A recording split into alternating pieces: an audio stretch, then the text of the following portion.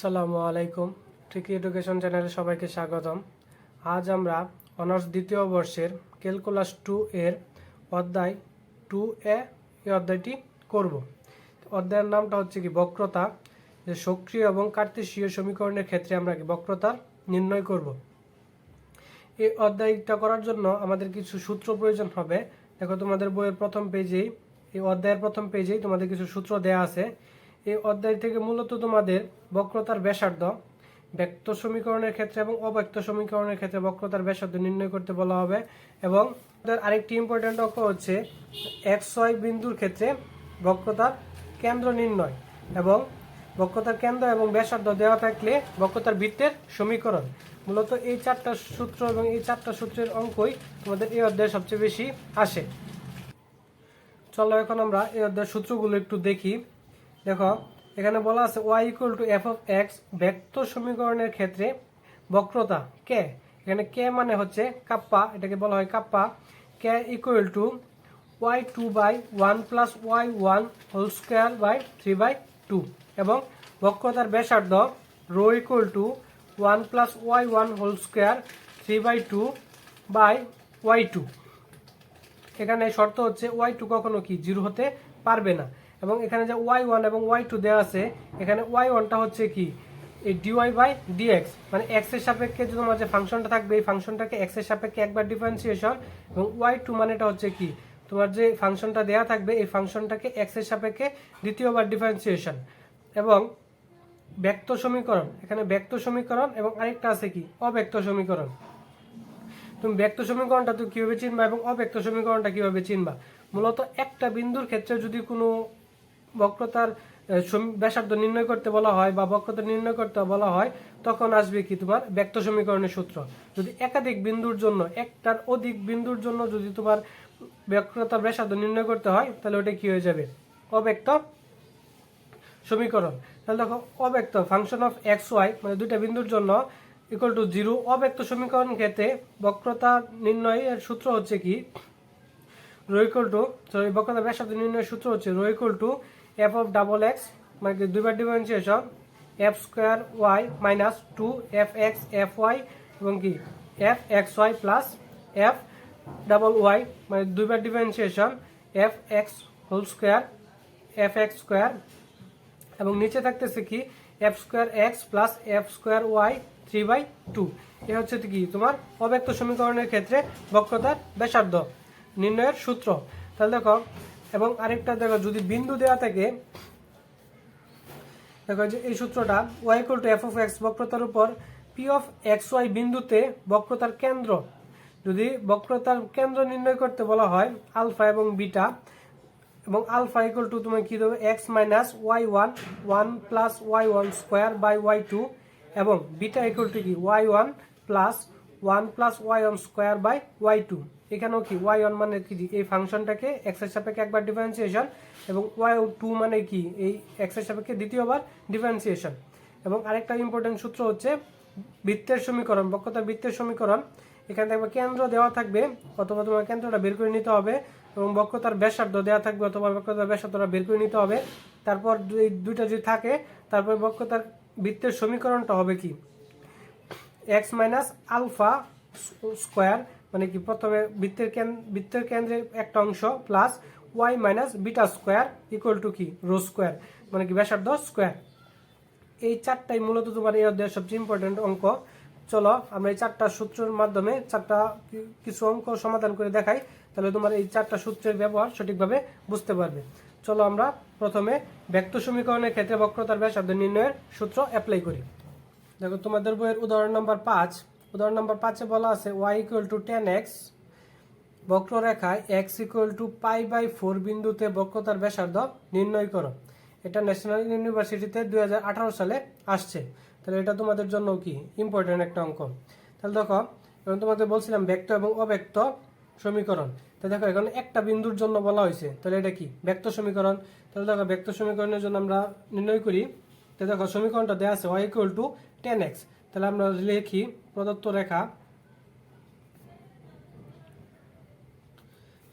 রেখা y = 10x। তো দেখো আমরা প্রথমে এই ওয়াইটাকে একবার ডিফারেন্সিয়েশন করি তাহলে কি y1 equal to 10x K differentiation করলে কি আসে sec square x sec square x। এই sec স্কয়ার x টাকে আমরা যদি এভাবে লিখতে পারি শুধু হোল স্কয়ার দিয়ে দিলাম। এখন আমরা যদি y2 নির্ণয় করি y2 equal to the sec square x sec square x কে যদি আমি ডিফারেন্সিয়েশন করি তাহলে আসে কত 2 sec x, কিন্তু এটা তো x না, তো এটাকে যদি আবার ডিফারেন্সিয়েশন করি তাহলে কি আসে 10x sec x 10x sec x। তাহলে যদি এটাকে আমরা একত্র করে আবার লিখি 2 একটা sec x দুইটা sec x তাহলে কি হবে sec স্কয়ার x 10x। তাহলে দেখো এখানে বক্রতার x equal to pi by 4 বিন্দুর জন্য বলা হয়েছিল, তাহলে আমি এই x এর পরিবর্তে পাই বাই 4 মানগুলা বসায় দিই। তাহলে দেখো x equal to pi by 4 বিন্দুতে y1 ইকুয়াল টু y1 এর মাঝে আমি যদি বসাই তাহলে দেখো sec y1 cos sec x x এর মান কত পাই বাই 4 হোল স্কয়ার। তো আমরা জানি sec পাই বাই 4 এর মান কত √2 এবং স্কয়ার, তো রুট এবং স্কয়ারে যদি কাটা যায় তাহলে থাকে কত 2।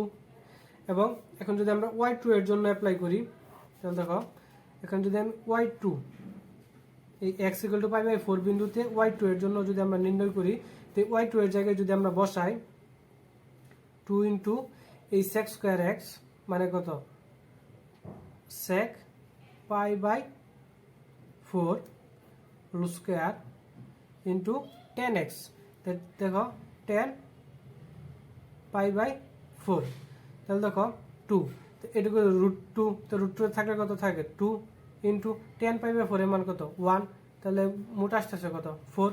তাহলে y1 এ বসাইলে মান আসতেছে 2 এবং y2 মাঝে মান আসতেছে কত 4। তাহলে এখন আমরা বক্রতার যে ব্যাসার্ধ নির্ণয়ের যে সূত্রটা ছিল আমরা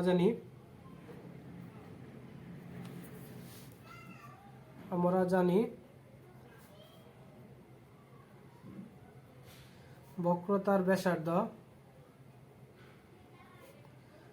রো ইকুয়াল টু সূত্রটা কি ছিল 1 প্লাস y1 স্কয়ার 3/2 নিচে হচ্ছে কি y2।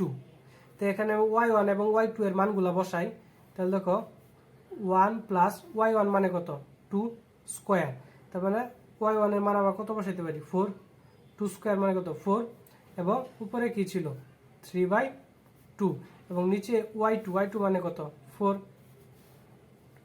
তাহলে দেখো উপরে এখানে কত আছে 5, তো 5 এর উপরে কত আছে 3/2, তো 5 3/2/4, তো 5 3/2 কে যদি তুমি ক্যালকুলেট করো তাহলে দেখো এটা আসে কত 5√5, নিচে আছে কত 4। এটাই তোমাদের কি সমাধান। এখন দেখো তোমাদের বইয়ের উদাহরণ নাম্বার 10, এখানে বলা আছে x³ plus y³ equal to 3axy বক্রতায় 3a/2, 3a/2 মানে একাধিক বিন্দু দেওয়া আছে, তার মানে এটা কি হবে অব্যক্ত ফাংশন। তো অব্যক্ত ফাংশনের ক্ষেত্রে আমাদের যে সূত্রটা ছিল ওই সূত্র অনুযায়ী আমাদের এই অঙ্কটা করতে হবে। চলো অব্যক্ত ফাংশনের সূত্রের মাঝে আমার কি ছিল x এর সাপেক্ষে দুইবার ডিফারেন্সিয়েশন, y এর সাপেক্ষে দুইবার ডিফারেন্সিয়েশন এবং xy এর সাপেক্ষে একবার ডিফারেন্সিয়েশন। চলো তাহলে আমাদের যে ফাংশনটা দেওয়া আছে এই ফাংশনটাকে আমরা ডিফারেন্সিয়েশন করি। তাহলে দেখো এই ফাংশনটাকে যদি আমরা ধরি f of x, y equal to এই 3axy, এটা যদি আমরা এই পাশে নিয়ে এসে বলি তাহলে দেখো কি থাকতেছে x³ plus y³ minus 3axy। তাহলে এটা হচ্ছে আমার কি ফাংশন। এই ফাংশনটাকে আমি একবার x এর সাপেক্ষে দুইবার y এর সাপেক্ষে দুইবার ডিফারেন্সিয়েশন করি তাহলে লিখি f of x, তো f of x এর সাপেক্ষে যদি এটা ডিফারেন্সিয়েশন করি তাহলে আসছে কত 3x স্কয়ার, যেহেতু এখানে x নাই তাহলে এটা কি হয়ে যাবে 0 মাইনাস এখানে আসতেছে কত 3ay। তাহলে এটাকে যদি আমি আবার ডিফারেন্সিয়েশন করি ডাবল x, দুইবার ডিফারেন্সিয়েশন করি তাহলে এটুকু অংশে থাকতেছে কত 6x, এখানে যেহেতু আমার x নাই তাহলে এটা কি হয়ে যাবে 0। তো অনুরূপভাবে আমি যদি y এর সাপেক্ষে একবার ডিফারেন্সিয়েশন করি এটুকু অংশকে 3y স্কয়ার মাইনাস 3ay, তারপরে এটা যদি আমি দ্বিতীয়বার y এর সাপেক্ষে ডিফারেন্সিয়েশন করি তাহলে এটা কত আসতেছে 6y এবং এটুকু ফাংশনকে যদি আমি এক্স ওয়াই এর সাপেক্ষে ডিফারেন্সিয়েশন করি এক্স ওয়াই, তাহলে দেখো কি আসতেছে, এখানে এক্স ওয়াই নাই তাহলে এটাও জিরো, এটাও এখানেও এক্স ওয়াই নাই তাহলে এটাও কি হয়ে যাবে জিরো, যেহেতু এখানে আছে তাহলে এইটুকু অংশ থাকতেছে কত -3a। তাহলে দেখো এখন আমরা এই যে 3a/2, 3a/2 এই বিন্দুগুলোর জন্য f of x, f of double x, f of y, f of double y এবং এফ অফ এক্স ওয়াই এইগুলোর জন্য কি মান নির্ণয় করি। তাহলে চলো আমরা বিন্দুগুলো বসায়া এই সবগুলোর জন্য মান নির্ণয় করি। তাহলে দেখো এখন 3a/2, 3a/2 বিন্দুতে, এত বিন্দুতে দেখো এফ অফ এক্স এর জন্য আমরা মান নির্ণয় করি। এফ অফ এক্স, এক্স এর পরিবর্তে আমরা এটুকুর অংশ যদি এক্স এবং এটুকুর অংশ যদি ওয়াই বিবেচনা করি, তাহলে এক্স এর যে মানটা এখানে আমরা বসাই, তাহলে দেখো কি আসতেছে 3 × 3a/2, যেহেতু স্কোয়ার আছে whole square, minus 3 × a × y এর মানটা বসাই 3a/2। তাহলে দেখো এখন যদি আমরা ক্যালকুলেশন করি, দেখো 3 × এটা যদি স্কোয়ার আছে এটা যদি বর্গ করে দিই তাহলে আসে কত 9a² / 4 মাইনাস, দেখো এটা যদি উপরে আসে তাহলে কি হয়ে যাবে 9a গুণ করলে স্কোয়ার, নিচে আসে কত 2। এখন দেখো এটুকু যদি আমি গুণ করে দিই তাহলে আসছে কত 3 × 7 = 27 a² / 4 মাইনাস এটুকু অংশ এভাবে রাখলাম 9a² / 2। এখন এইটুকু অংশ যদি আমরা নিচে লসাগু করি তাহলে আসে কত 4, তাহলে আসে 27a² মাইনাস এটুকু আসে কত 18a², তাহলে উপরে থাকতেছে কত 9a² / 4, 9a² / 4। তাহলে এটা আমার কি এফ অফ এক্স এর জন্য মান পাইলাম। তাহলে দেখো এফ অফ ডাবল এক্স এর জন্য যদি আমরা মান নির্ণয় করি তাহলে 6 × 3a/2, তো 6 এবং 2 যদি আমি কাটাকাটি করে দিই তাহলে থাকে কত 3, এবং উপরে যদি 3 এর সাথে গুণ করে দিই তাহলে থাকে কত 9a। তাহলে ডাবল এক্স এর জন্য মান পাইলাম কত 9a। তুমি একটা জিনিস লক্ষ্য করে দেখো, এখানে দেখো এই এফ অফ এক্স এর যে সমীকরণ এবং এফ অফ ওয়াই এর যে সমীকরণ, দুইটা সমীকরণই সেম, শুধু খালি এক্স, এখানে একটা ওয়াই এবং একটা কি এক্স, সরি এখানে কি হবে এক্স। তাহলে দেখো আর যেহেতু এক্স এবং ওয়াই দুইটাই কি সেম, বিন্দু দুইটা এক্স এবং ওয়াই যে বিন্দু দুইটা আছে দুইটাই কি সেম, তাহলে এটার জন্য এবং এটার জন্য কি সেম মান আসবে। তাহলে দেখো আমরা এবার লিখতে পারি অনুরূপভাবে এফ অফ ওয়াই এর জন্য আমরা কি মান লিখতে পারি 9a² / 4 এবং ডাবল ওয়াই এর জন্য লিখতে পারি কত 9a, এবং এক্স ওয়াই এর জন্য এখানে যেহেতু এক্স ওয়াই এর কোনো মান নাই তাহলে এটাই তার কি মান, তাহলে এফ অফ এক্স ওয়াই এর যে মানটা ওইটা কি -3a। চলো এখন আমরা বক্রতা ব্যাসার্ধ নির্ণয়ের যে সূত্রটা ছিল ওই সূত্রের মাঝে আমরা এই মানগুলা বসাই। বক্রতা ব্যাসার্ধ সূত্রটা লিখলাম, এখন আমরা এই বক্রতা ব্যাসার্ধের যে সূত্র যে মানগুলো আছে এই মানগুলো আমরা বসাই। তাহলে F of x, f of x এর জন্য আমরা মান পাইছি কত 9a² / 4, এটার উপরেও কি আবার কি স্কোয়ার আছে তো স্কোয়ার, প্লাস এটুকুর জন্য আমরা মান পাইছি কি 9a² / 4 এবং এটা কি হোল স্কোয়ার, তো এটার দুইটার উপরে আবার কি মান আছে 3/2 বাই এই এফ অফ ডাবল এক্স, এটুকুর জন্য আমরা মান পাইছি কত 9a into F of x এর জন্য আমরা মান পাইছি কত 9a² / 4, এটার উপর স্কোয়ার আছে তো স্কোয়ার দিলাম, মাইনাস 2 ইন্টু এটুকুর জন্য আমরা মান পাইছি কত 9a² / 4, এবং এফ অফ এক্স ওয়াই এর জন্য মান পাইছি 9a² / 4, এবং এক্স ওয়াই এর জন্য আমরা মান পাইছি কত -3a, প্লাস এটুকু অংশের জন্য আমরা মান পাইছি কত 9a, এবং এটুকুর জন্য মান পাইছি কত 9a² / 4 হোল স্কোয়ার। তো এখন আমরা শুধু ক্যালকুলেশন করি, তো নিচের সবটুকু যদি আমরা ক্যালকুলেশন করি তাহলে দেখো 9a ইন্টু স্কোয়ার আছে যেহেতু তাহলে আসে কত 4 এর বর্গ কত 16, এবং 9 এর বর্গ কত 81, এবং a স্কোয়ার আছে এবং এটার উপর স্কোয়ার আছে তাহলে কি হবে a⁴ মাইনাস, দেখো এটার আগেও কি আছে মাইনাস, তো মাইনাসে মাইনাসে আমার কি হয়ে যাবে প্লাস, এবং তাহলে এইটুকু থাকতেছে কত 2 into 9a² / 4 into 9a² / 4 into 3a, plus এখানে কত আসছে 9a ইন্টু 16 81 a⁴, এবং উপরেও দেখো কি আসতেছে